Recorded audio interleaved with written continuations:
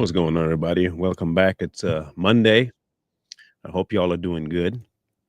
I apologize now in advance for this weekend happenings.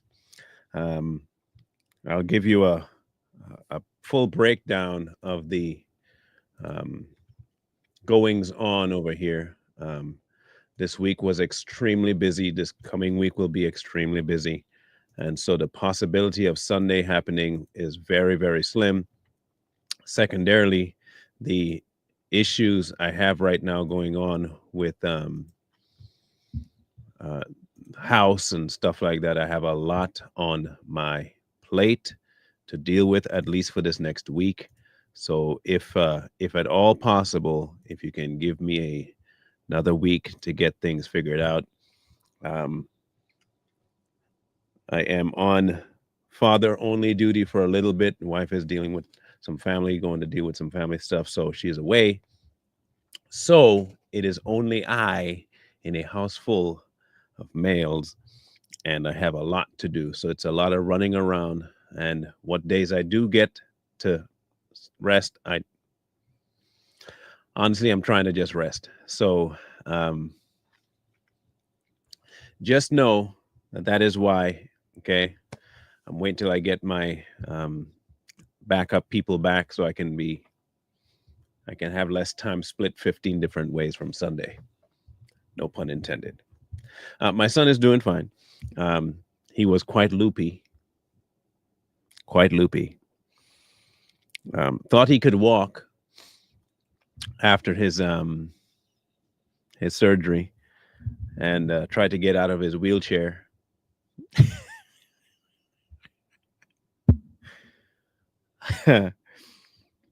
And quickly collapsed back into his wheelchair, and then stood right back up and tried to dance it off like it.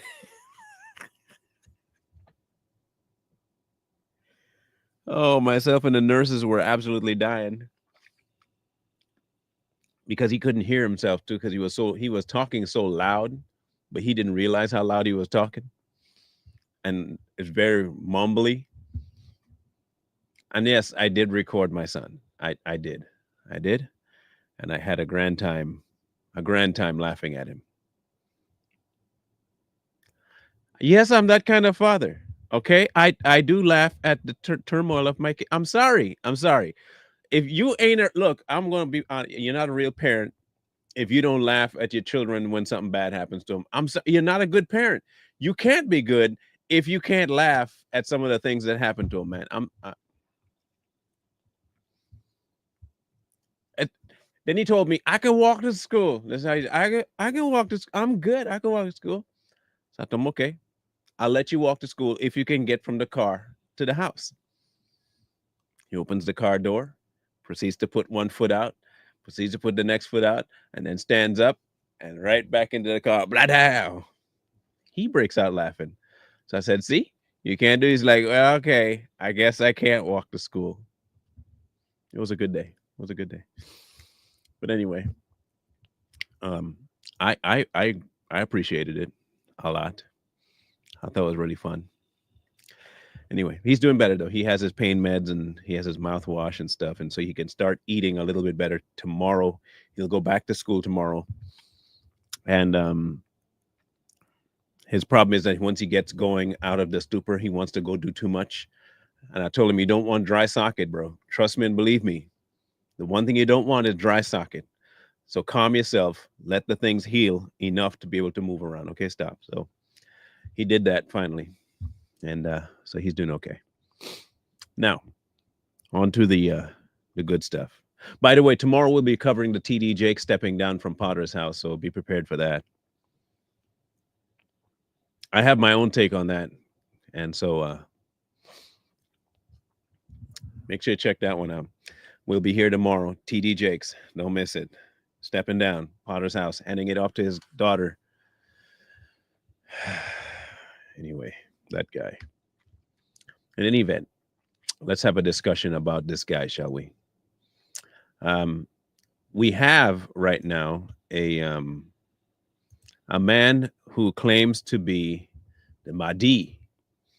Now we're going to cover a couple of things. I've seen a couple of videos talking about, is this the Antichrist or something like that? And in the description, they'll say, well, we know it's not the Antichrist. But um, like I've been saying, you will be seeing a more and more things come to light that will set the stage for the appearance of him. I don't think he's going to show up yet. There are tons of things that have to happen first. And none of those things have taken place yet. But I think you're seeing the the stage, the location, that they're prepping the masses for a certain kind of acceptance of him, and he is definitely one of those people that is prepping the way. So the Mahdi is a figure in Islamic eschatology who is believed to appear at the end of times to rid the world of evil and injustice. He is said to be the descendant of Muhammad and will appear shortly before Jesus. The Mahdi is mentioned in several canonical compilations of the Hadith, but is absent from the Quran and the two most revered Sunni Hadith collections, Sunni al-Bukhari and Sahih Muslim. As such, some Sunni my goodness, theologians, wow, have questioned the orthodoxy of the Mahdi. The doctrine of the Mahdi seems to be have gained traction during the confusion and unrest of religious and political upheavals. Make sure you keep track of that. That particular line right there, the doctrine of the Mahdi seems to have gained traction during the confusion and unrest of the religious and political upheavals of the last first and second centuries of Islam. Some of the first references to the Mahdi appeared in the 7th century when the revolutionary um, Mukhtar al-Tafiq, a Muslim, declared Muhammad ibn ad Hayafaya, Hanafaya, I'm not Muslim, a son of Caliph Ali, to be the Mahdi. Now, I wanted to give you the history of him so you don't think right off the top that he himself is claiming what we think people are claiming. He is not claiming to be the Antichrist. He is claiming to be the Mahdi. A big difference. He is here as in the Quran, at least in the Muslim faith, as a precursor to the return of Jesus. It does not, however, um, help us understand the things he says, because when you hear him, you'll see probably why people believe that he is claiming to be the Antichrist. Muhammad they said that there were 124,000 prophets and messengers that were sent to mankind. And yet, when we look at the number of them that are mentioned by name in the Torah, in the Bible, in the Quran, we get less than 100 names.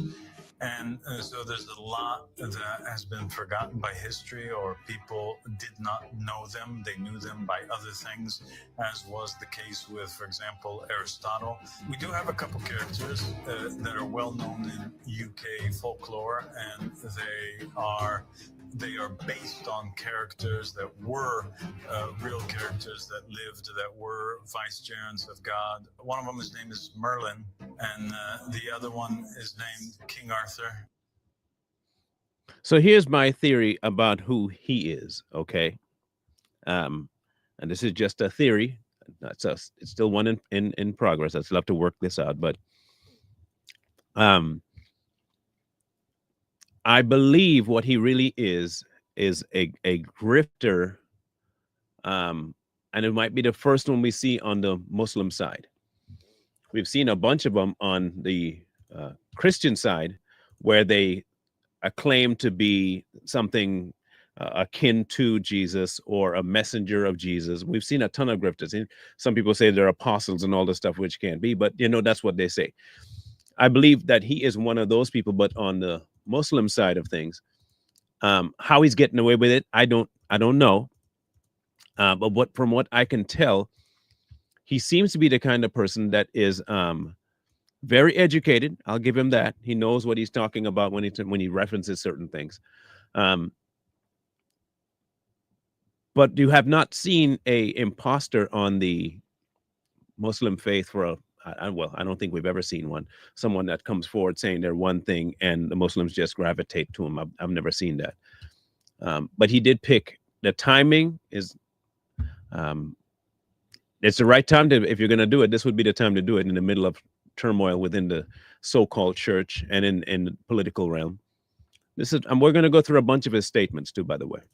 And there has never been a man in history who claimed to be that comforter, except the best of all prophets, the master of mankind, Muhammad Rasulullah sallallahu alayhi wa alihi wa sallam. So I want to make now, is he the kind of person that is anti-Christ? No. Here's what I mean. You have to be that. I understand in a context he is, because he's Muslim. Okay, so let's just put it out there that because he's following the Muslim faith, right off the rip, he is against exactly what Christ came to represent. We know that that's what we established there. But he's also not preaching against Christ. Because in the Muslim faith, Jesus is indeed a prophet, and he's not necessarily the son of God, but he's one that was commissioned and blessed by God. So he's not frowned upon either. He's just not looked at the way we look at him. So can I say that he is the Antichrist? No, not in the truest sense of the form of the word, because he is not completely against Jesus. He became the inheritor of the messengers, the successor to Jesus, and the father of mankind, the true Pope. And the odd timing of when he came up is this conceptual thing of, oh, now the Pope is gone. But and I've heard them say this before, where they say that the current situation in the Vatican and the Catholic Church isn't really, and we know it's not the real church, but there's not really, the Pope isn't the Pope. The Pope himself is supposed to actually belong to the Muslim faith. And as every prophet did before him, David naming Solomon, Moses naming Joshua, Jesus naming Simon Peter, so too did Muhammad sallallahu alayhi wa alihi name his successors. On his deathbed, he dictated to Ali ibn Abi Talib alayhi salam that after him would come 12 imams who would be to him as the disciples were to Jesus, except that they would follow in succession. And after them would come 12 Mahdis, the successors of Imam Mahdi alayhi salam. And that's what he believes he is. He does not profess to be the Antichrist. I want to make sure that people understand that. I am not saying, understand me again, I am not saying that what he is doing is not something against God himself. I fully agree with that. Yes. But the Antichrist type thing will go completely against God. Completely, 100% against him in everything that he stands for, believes, all of it. He will become it to mankind. So when I hear people say, oh, he's the Antichrist or he's the precursor, the Antichrist will be so definitive that you won't have to ask if he's the Antichrist. If you are a believer and you know God, trust and believe me, you will not have to ask if this person that I'm seeing is the Antichrist. There'd be no question in your mind. We will know. And we will know because the one thing that he will present us to get will be the precursor to everything else that will come. He will require us to do certain things, accept certain things. He will definitely have the kind of, like I said, it will not be something hidden. It will not be hidden. It'll not be a secretive, nonsensical person that says, well, I'm going to give you all the information when I get the information. There's not going to be any of that stuff. We are going to know. We are going to know. I'm a builder of cities and communities. This community that is around me is the prototype of the divine just state. It's the baby divine just state that is functioning as an example to motivate others into accepting this call. It's the manifestation of our beliefs in action, a paradise in Eden on earth. We as believers have a chore ahead of us. That is to stay the course. Okay. This is to stay the course. I'm going to bring him down for just a second.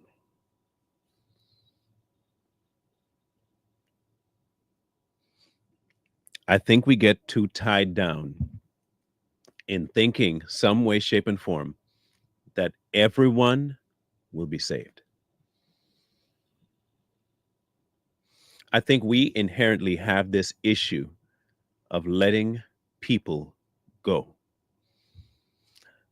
letting them decide for themselves what they want to do.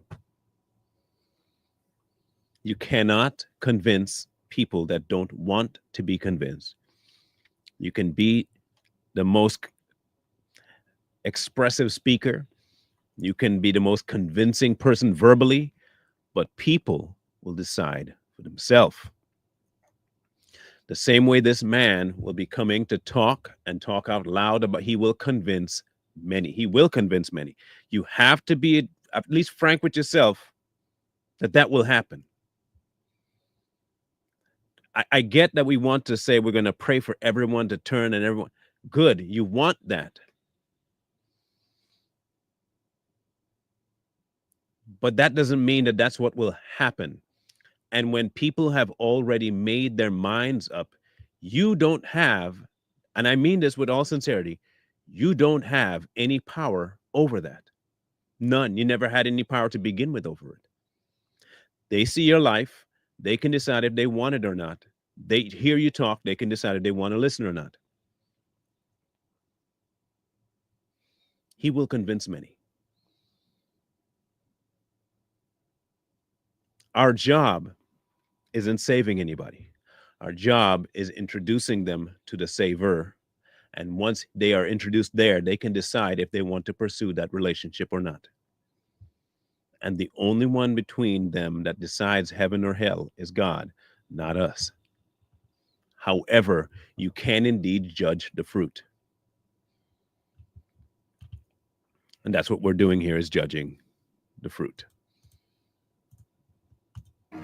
Justice, sharing, love, caring, nonviolence. Oddly enough, that's not what's in his book. So for all intents and purposes, he's telling you that this is what we want, but that's not what they actually promote in the Quran. It's not at all what they promote, in no way, shape, form, or fashion. However, this is a great way to get people into your fold by lying to them, and very convincingly lying to them, and they will come flocking. Benevolence, mercy, forgiveness, all found within a community with people and their dealings amongst one another. Love, peace, prosperity, justice, equity, equality. Who else did we hear talking like this? Who else? Who was it that we heard talking like this? There was another guy, Pope Francis. Pope Francis talked just like that, and he made the exact same statements in that treaty with the Muslim nation back in 2019. This is the, I'm telling you now, I'm not a prophet or anything like that. But the new religion will be based on equity, equality, inclusion, all those buzzwords. That will be the new religion. Government will be the way to make it mandatory. I will not get off of this soapbox because I sincerely believe it's true. The current iteration of what people call the church will be the catalyst to make everybody believe that this is the new form of unity, inclusion, equity, love, blah, blah, blah. And the government will be the one, the strong arm, the force by which we do it. Make sure it happens. Anybody not conforming to this new religion of life, you are against growth in the nation. And if you're against growth in a nation, you must be anti our nation. And we are going to have to make sure you are made an example of. This is where the two are going to bond. I said this way back in the day that jibbity jab and the compliance with the protocols of COVID was the precursors to test you to see if you would be able and want to take the mark. Because you saw many people, including churches, that said we can't do something for God without the government's approval. We can't gather without the government's approval. We can't sing without the government's approval. We don't want a fine. What do you think the request is going to be when that mark gets implemented? You're going to be required to conform to whatever the government says. And since the majority of these churches already hold the government in higher regard than they do God, that will be the easy part.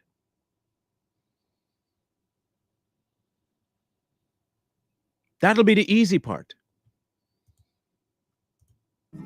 Dignity. We want to show the world that this can all happen amongst people from different nations. There you go. There you go. So now there's one person working on the Muslims, one person working on the Christians, and the middleman that's going to link all of it together will be that person that we've been looking for.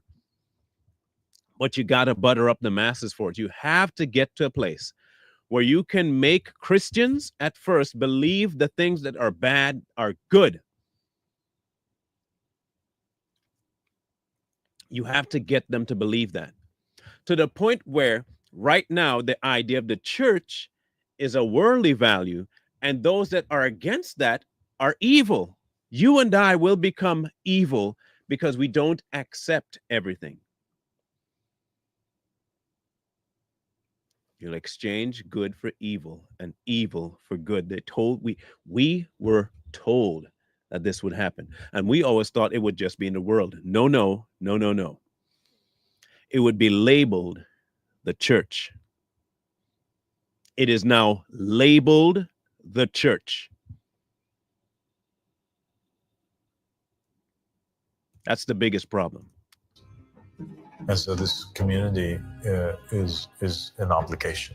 It's something which must be. It is the most important commandment that we have, an act of worship. And I am building a community, an ark, which is supposed to be near to perfect. Near to perfect. The thing about this guy is that the way he delivers stuff and how he looks, and he looks very, and you listen to him because he's very, very calm, very convincing. There's no rage in his voice. He does no escalation or anything like that. So people will listen to him. But now he's saying that he's going to build a place that is near perfect. Sounds like a different location that we've been talked to about that Jesus will usher in, doesn't it? As perfect as can be. And we need believers that are around the world who share the same belief in our religion, who share with us the same belief in this concept, to do everything that they can do in order to establish a perfect prototype on the ground. After that, they don't need to worry about anything.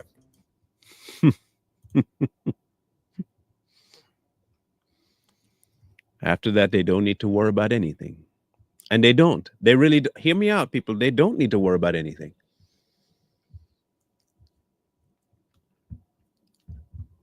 Only two people know what a fool is. All right? The fool knows he's smart, and the people that sees the fool knows he's a fool. The problem is that you can't convince a fool that he's a fool. The fool will always think that he's not a fool, he's smart. The same way you will never be able to convince anybody right now that there will be no other person that can take that mantle but Christ.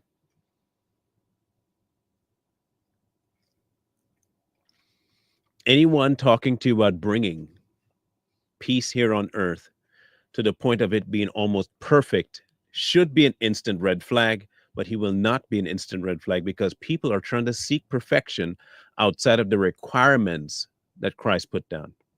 We've talked here before multiple times about this idea of unconditional love. And I've tried to convince people that God's love is very conditional. And I think they misunderstand what I mean.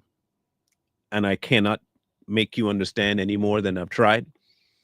But his love is conditional because the condition by which his love came to earth was the death of his son. That was a condition.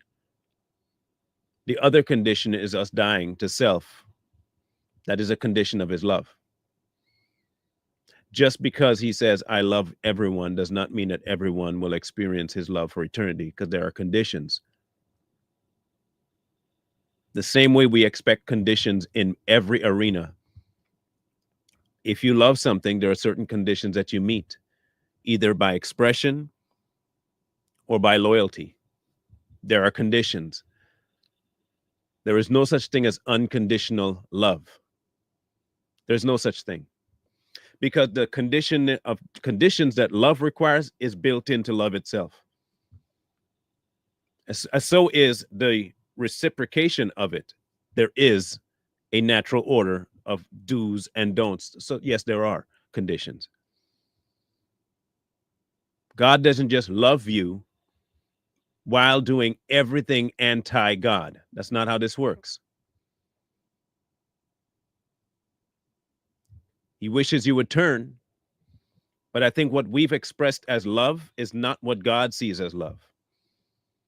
Because if you can't love darkness and you are engulfed in it, please make that make sense.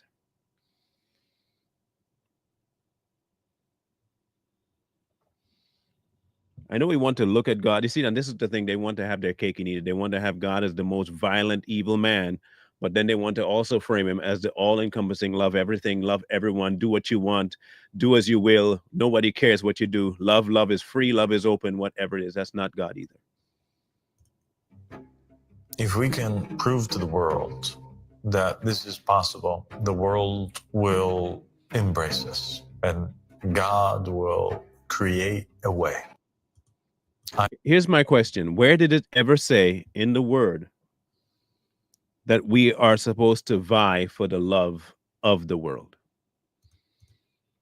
Where has it ever said that our job is to vie for the love of the world?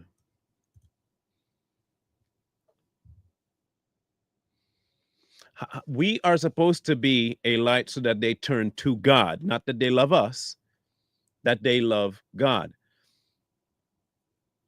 It is not for them to accept us. And it is not for the world to love us or for us to love the world. We're supposed to be separate. But if you can make it sound as though God wants everybody to be one, just all, regardless of what you do, how you live, how you think, all of it, God just loves it, period. Then there would have been no need for the cross to separate two. There'd be no need for the cross to make a distinctive mark between the saved and the unsaved. There would be no need for that if his love were not conditional.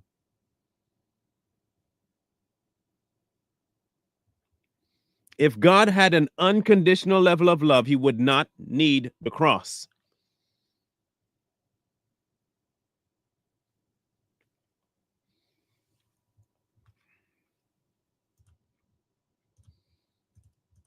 Is there a blood-related relation between you and Imam Mahdi alayhi salatu wasalam? No, there's not a blood relation between me and Imam Mahdi alayhi salam. The reason why there's not is because in the seventh covenant it changed. The matter changed. The line of succession became through the soul. And so Ahmed al-Hassan alayhi salam is also not blood related to Imam Mahdi alayhi salam. Imam Mahdi alayhi salam is the Imam that doesn't have any seed from his loins. And so his successor is from the soul world. There are also narrations that state that this is one of the signs that you will know the Qa'im by. And that is that in his time, he rearranges things and family structures according to the soul relations. I want you to analyze something. Okay, real quick. The growing movement in the current church has been this super ultra spiritual kind of hype. Okay. Where we talk about these soul ties and soul this and everything's a spirit and all that stuff, right? You're familiar with this? People like Vlad Yabchuk and Salvador, whatever his name. Those people, they always want to talk about the soul this and the soul that and these ties. And if you watch, there is a mad movement away from a dependence on God to a dependence on these ritualistic ideas. It's almost like a regression to this. God is there, yes, but we have all these other things. We have the spirit world that we have to always walk in. I've gone to heaven here and I've gone to the third earth here. No, if you watch, that is exactly what's being pushed in the current iteration of this church movement. Oddly enough, he's talking the same thing. Why, if they're such different religions, why have they been speaking about the exact same thing? They have to, in order to link the religions. There has to be somebody to say the same thing that the so-called Christians are saying in order for people to fall for the new world religion.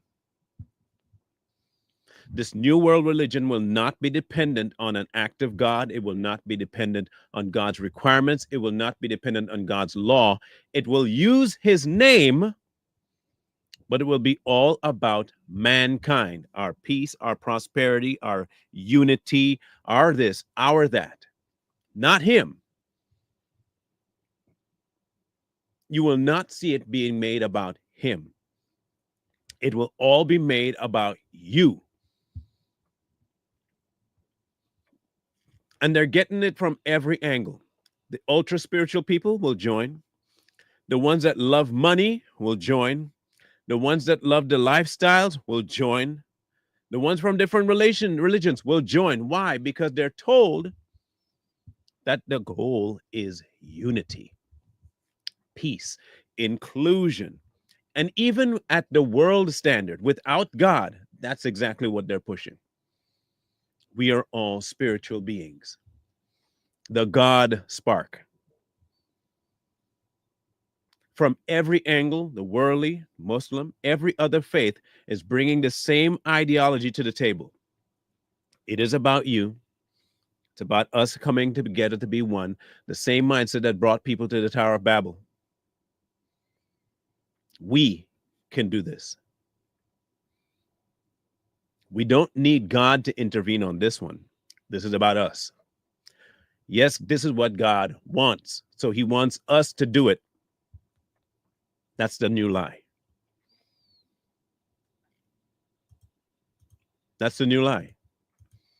And that just like bodies have parents and bodies, the physical bodies have sons or they have relatives, as such do the souls. And that the souls will have a parent and the soul will have an offspring. And that's one of the meanings of the hadith where it says that Fatima is the mother of her father, because Fatima Zahra alayhi salam, in the physical world, she's the daughter of the Prophet Muhammad sallallahu alaihi wasallam, but in the soul world, she's actually the mother of her father. And I know that doesn't make sense to anyone. I get it, but it doesn't have to make sense to you. It has to make sense to them.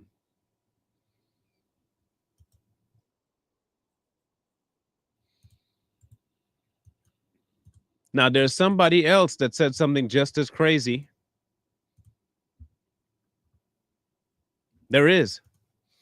Hang on. Let me find it for you real quick before we go to the next clip.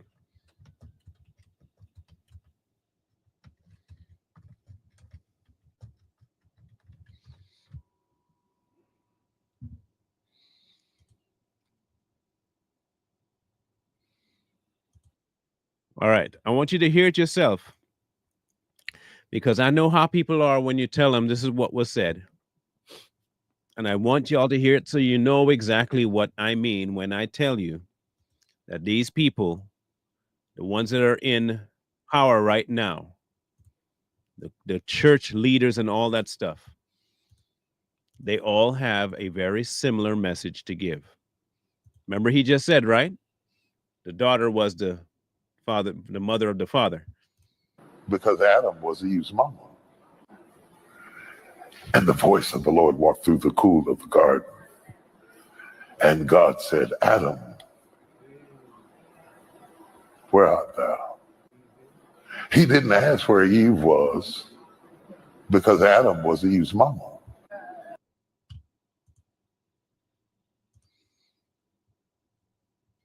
Because Adam was Eve's mom. You also have to ask yourself, why is it that they have such a massive push to put women up there in spotlight? Why? The reason is that the woman is now the new carrier of all the things that they want to convey. Why? Because they also know and understand the role of the woman. It is nurturing, it is accepting, it is love, it is cuddles and hugs. They know this. So in order to pass an inclusive message, you have to put the one that even they can't deny, the one that was built for that, as the head. Because you have to push it. You have to push the inclusion idea, but you can't get that with a male. You have to get that with the woman.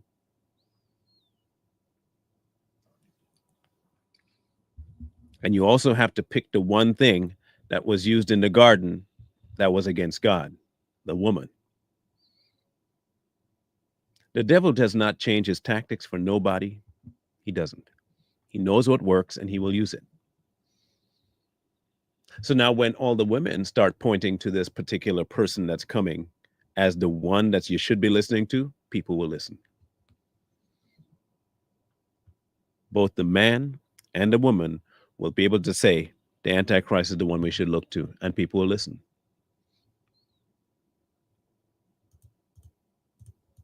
This miracle is no less significant than the one which occurred at the hands of the believers with Joshua, the son of Nun, alayhi salam, when their mere presence around the walls of Jericho and the sounds of their horns caused the mighty walls to collapse. It is no less important than the miracle of Elijah, alayhi salam, who called down fire from the sky to show the people where the truth lies and where falsehood is buried, and say, truth has come and falsehood has perished. Surely falsehood is ever bound to perish. God is with us, my believing brothers and sisters. He has made his choice clear, and he has honored us with this great sign. He is the sign, FYI. In his mind, he is that sign. But just like with any good grift, you cannot just leave things up for interpretation. You have to clarify, because you want to make sure people don't abandon ship, jump ship due to what you're saying. Okay? So this is what he has to say. I am not the Antichrist, nor do I claim to be the Messiah. Who is the Antichrist? Where is the Antichrist? These are the questions people have asked for centuries. In fact, the Prophet Muhammad ﷺ said, Allah did not send any prophet but that he warned his nation of the one-eyed Dajjal. He is one-eyed, while your Lord is not one-eyed. The word kafir is written between his two eyes. If this is true, and every prophet ever sent to a nation warned their people about the Antichrist, then this is a topic of the utmost importance. One cannot afford to get this wrong. The United States, rather than upholding Christian ideals, has promoted everything that is anti-religion and anti-God.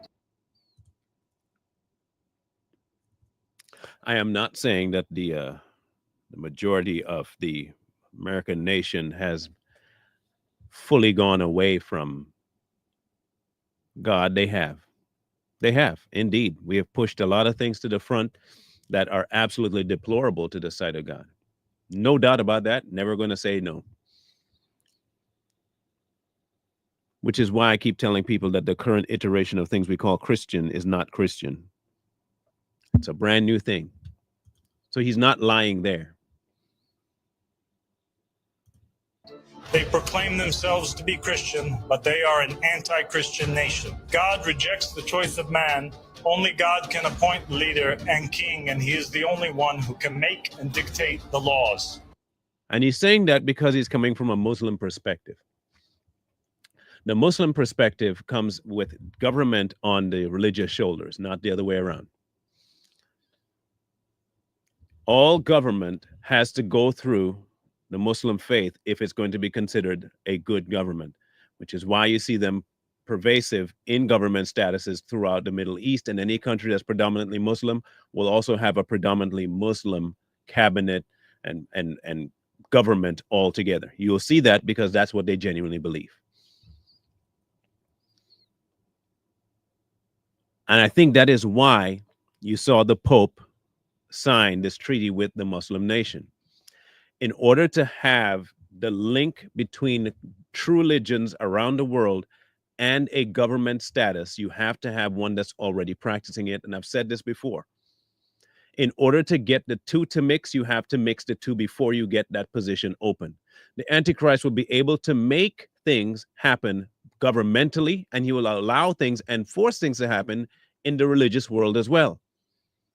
He has to have control of both to make this work. The only way to have both work together is to have control from both perspectives in one person. You can't just get that by waking up tomorrow and say, I'm going to have control over both. You have to start early, making the groundwork, making the preparations, signing what you have to sign, making people comfortable with the idea of a religion running government. But you can't do it because of Christian. Christian is not going to pass the sniff test with the world. Saying that you have a Christian leader, bad idea. Not going to work. Saying you have a Muslim leader is not going to work. Now, saying you have a one world religion leader that's all about inclusivity and acceptance, and we take everybody, oh, you can definitely make that work. Everybody else before us got it wrong about God. What God really is this. Now you have them hook, line, and sinker, and they will allow anything to be passed as law. Anything. The Antichrist is not yet to come. The Antichrist has already arrived, blind in one eye, and disbelief is written in its ideology on his forehead. I am not the Antichrist, nor do I claim to be the Messiah. The only Messiah to ever come was Jesus, the son of Mary, alayhi salam. I am a messenger and a witness from him to you. You are the Antichrist. Your country is the Antichrist. The United States of America, the great iron beast that tramples on the nations. So there you go. Now, for all that you think about America, hear me out. For all that we hold in judgment over America, and there are tons of blood on their hands, government-wise, you have to get rid of America, period. You have to. For all these people saying America is Babylon, if America really was Babylon, they would not be looking to America to destroy it. They'd be looking to populate it to the point where they encourage all the things going on here. They're not doing that. This is not the groundwork for it. There are too many rebellious people living here. and we're free to rebel. You have real Christians in these countries where they get beheaded, they get burned at the stake, they get murdered, they get beaten, imprisoned. That's what they're hoping for here, is so that any true believer will be treated thusly. You'll be slain, you'll be imprisoned, you'll be ostracized. That's the goal. They can't do that yet because we are still a predominant part of this society, which is why you see the constant push to silence Christians, hush them up, and change the religion altogether. Do you want to know why it is that a true believer is frowned upon? Because a true believer does not depend on government or a preacher to get their salvation. They depend on God. Meanwhile, you have many preachers coming forward that tells you to depend on them. Send us money, fund this church, give us this, give us, and they get all of the airtime to push the new ideal of the church on people: money, accumulation, wealth, acceptance. Once that takes root fully here, you will see them willingly hand over the rights that they think they have to the new government, and all of that will start to become a one world religion thing, and all the churches that you see here will start hanging out together. And you and I, the people who said we're not going to do that, will be the ones left out. We will no longer be included in many of the things in society. Not the mark yet, but these are going to be the tester. You are not following this, you can't be here. It already happened with just wearing a mask. And now we have somebody calling for this. You understand that?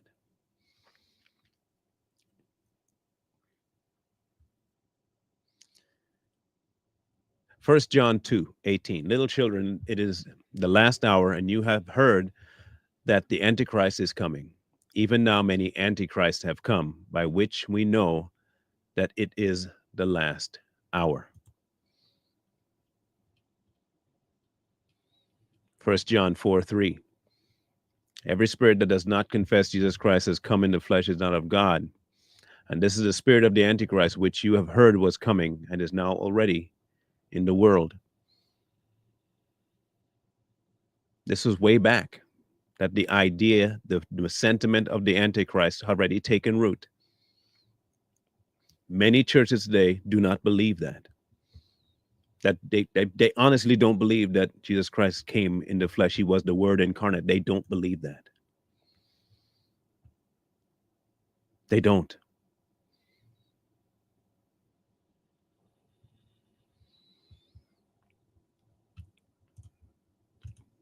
I'm not saying that the Antichrist is showing up next week. But I will tell you this. The Antichrist ideology and place for him is coming soon. His office will be established. The place for where he's going to rule from will be established here pretty soon. And I genuinely do believe it will be within the context of this new idea of the Pope and the linking of what he has in the treaties that they've already made with the Muslim nation and the vacancies that were there right now in the WEF. You're going to see a office appear out of nowhere that just says this is going to be the office of the one person that we can rely on to settle world affairs and to settle religious disputes. I don't know when, but that's the only way that the Antichrist can have the rule and leadership that he's supposed to have. Revelation 13:5. And he was given a mouth speaking great things and blasphemies, and he was given authority to continue for 42 months. And then he opened his mouth in blasphemy against God, to blaspheme his name, his tabernacle, and those who dwell in heaven. It was granted to him to make war with the saints and to overcome them. And authority was given to him over every tribe, tongue, and nation. All who dwell on the earth will worship him, whose names have not been written in the book of life of the Lamb, slain from the foundation of the world. If anyone has an ear to hear, let him hear. He who leads into captivity shall go into captivity. He who kills with the sword must be killed with the sword. Here is the patience and the faith of the saints. And I saw another beast coming up out of the earth, and he had two horns like a lamb and spoke like a dragon. And he exercised all authority of the first beast in his presence, and causes the earth and those who dwell in it to worship the first beast.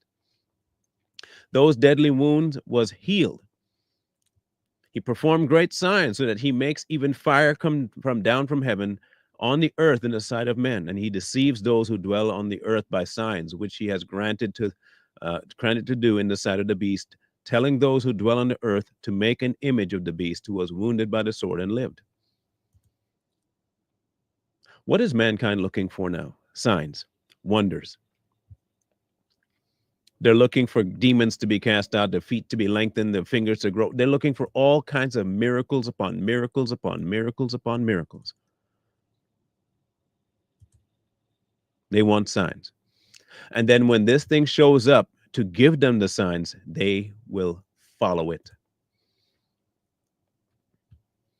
He was granted the power to give breath to the image of the beast, that the image of the beast would both speak and cause as many as would not worship the image of the beast to be killed.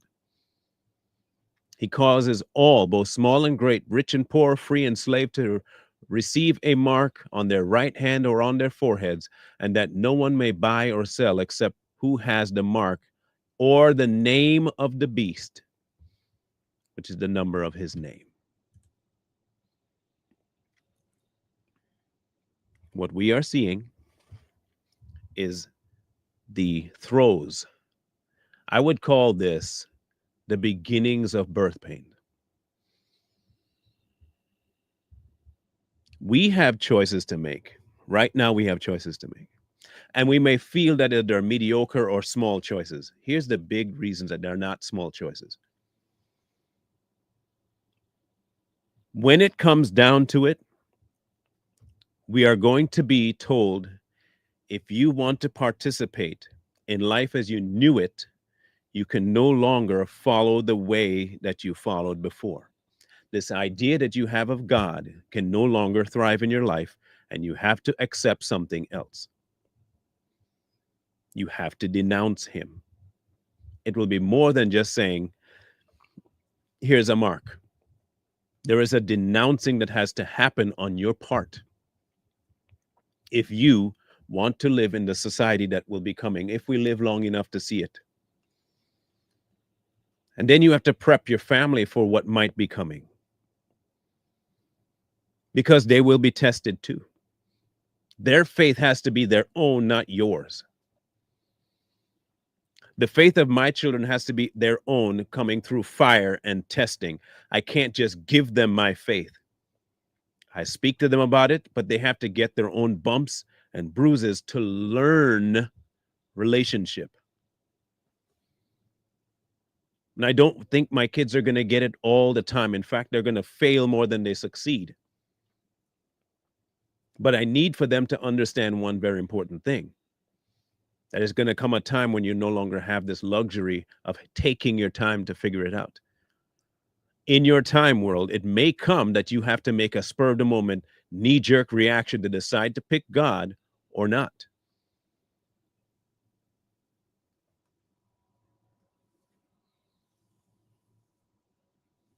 I'm not trying to indoctrinate my kids, but I do want them to understand what choices they make and to be able to stand on that decision. I do trust God for it as well.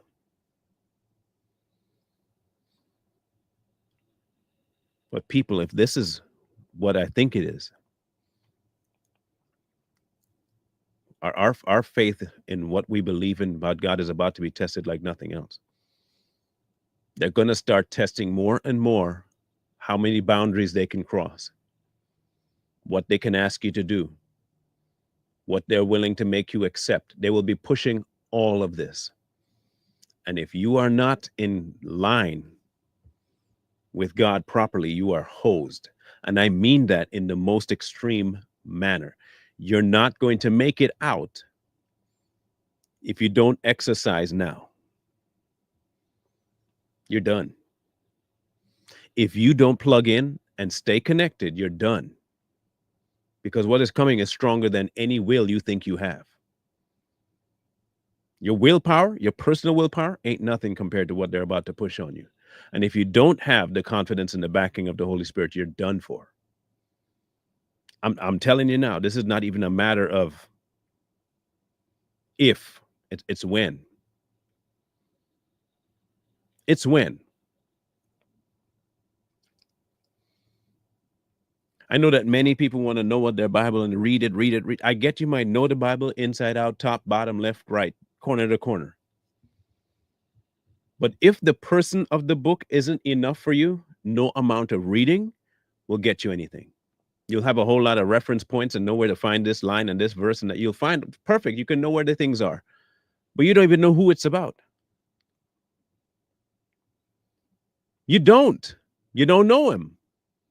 You know, it took time to know him, but you know the entity called the church, and you know the book called the Bible. Good for you. You can read. Congratulations.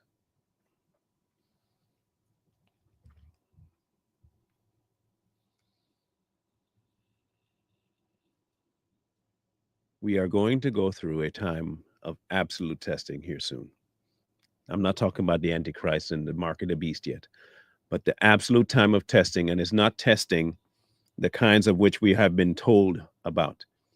Little things. Let God slide here, let God slide. Let people say there's something sideways and accept it, kind of thing. Small test, and then it'll start ramping up.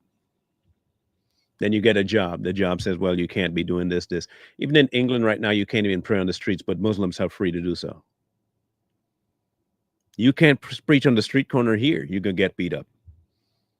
But have a pro-abortion sign everywhere, you're good to go.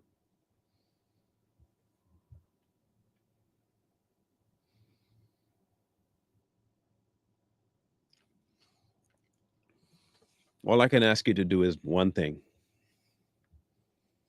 Get that relationship down. Understand that your life is vested in him, not in anything else. And stop listening to people that say they know something about God. Watch their actions to see if they know. This man isn't the Antichrist, but the things he is pushing is definitely part and parcel of what the office of the Antichrist is also going to be pushing. And there are going to be enough people that listen to that, listen to the Pope, mesh the two, and will join this one religion.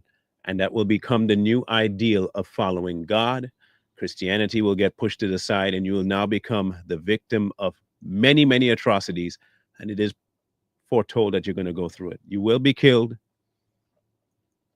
You will be ridiculed. You will be harassed. And you will be killed specifically because you're a Christian. Stop crying foul. Stop being mad about it. It's just part and parcel of your calling. He told you this is how it's going to go. Stop trying to avoid what he told you was going to happen.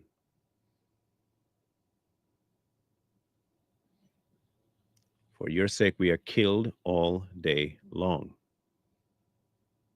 You think that was a joke? You think that was what? Just a turn of phrase? Mm-mm. Mm-mm. There are some of us that will be slaughtered in the streets, and the masses will cheer for it. It's coming. It won't be this little passe Christian world no more where you think, oh, people are just going to talk bad about me, call me a Bible thumper. Oh, wow, they called you a Bible thumper? You're a Jesus freak. Oh, my gosh. Wow. You think that was something? That's nothing. Those are mere names. Imagine they recognize you from the neighborhood and realize, hey, you're one of those Jesus people, aren't you? How do you feel about talking down about people from the LGBTQ? And then you have the audacity to tell them, well, it's a sin. You're dead. And it won't be a hate crime to you. You're the one that sparked it because you are committing a hate crime by talking down about them. That's where it's going to go to. It's already almost there.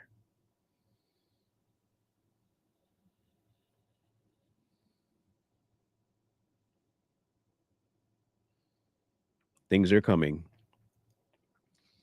You have a choice to make. You don't have to. You don't have to follow God. You don't have to accept him. You don't. You don't have to.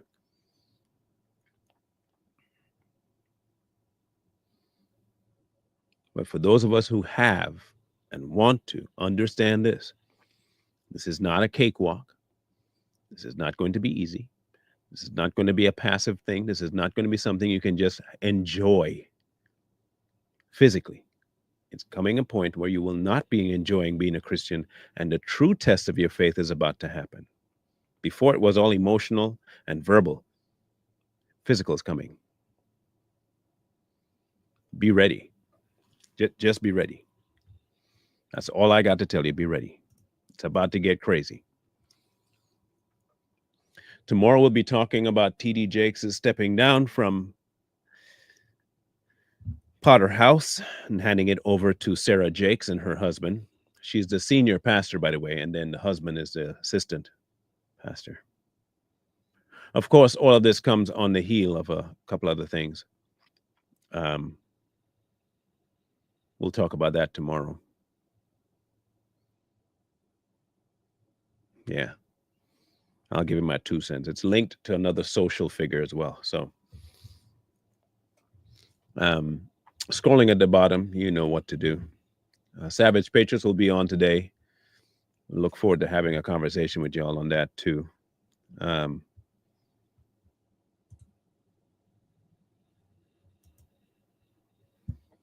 It'll be an interesting one.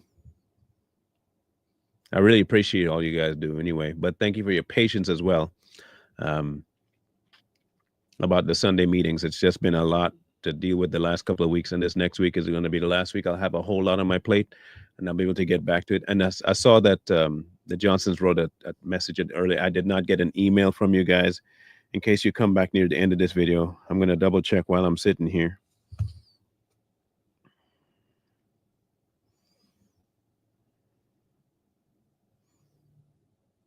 Nope, I don't see an email from you guys.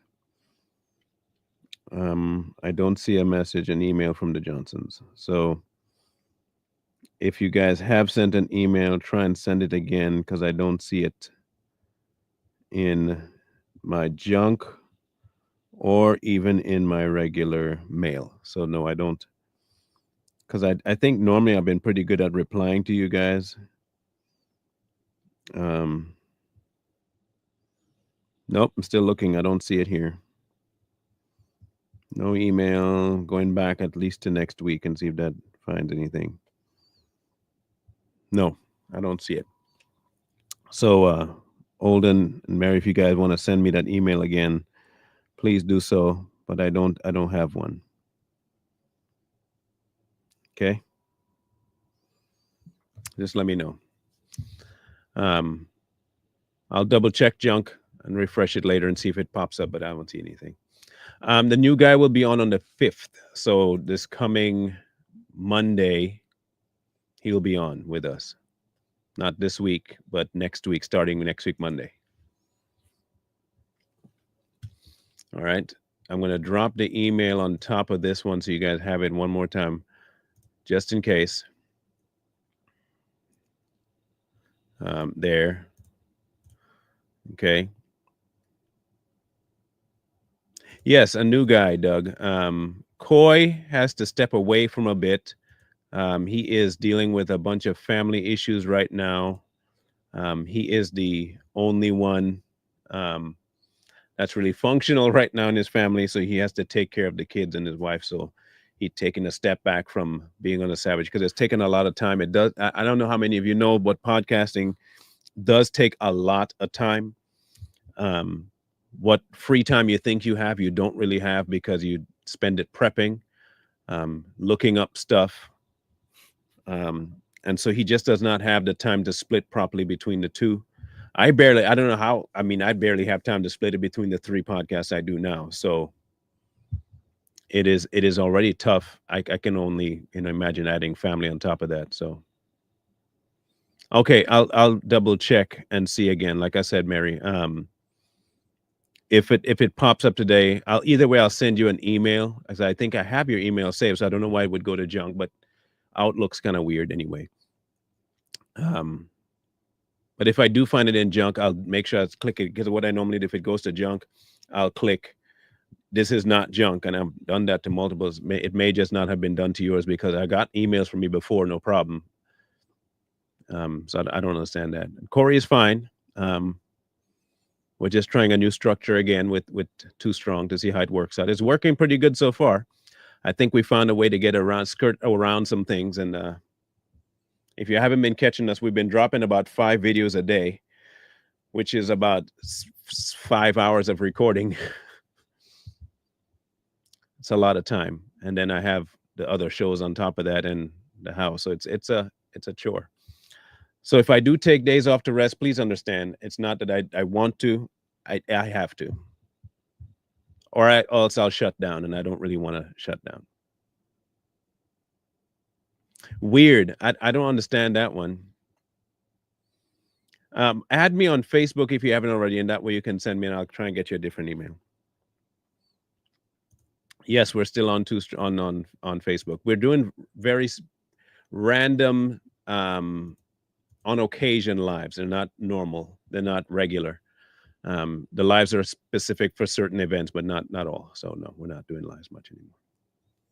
In any case, thank you all for all you do. Appreciate it. Madly appreciate it. We'll be back later today on Savage. Don't miss us there. And we'll talk.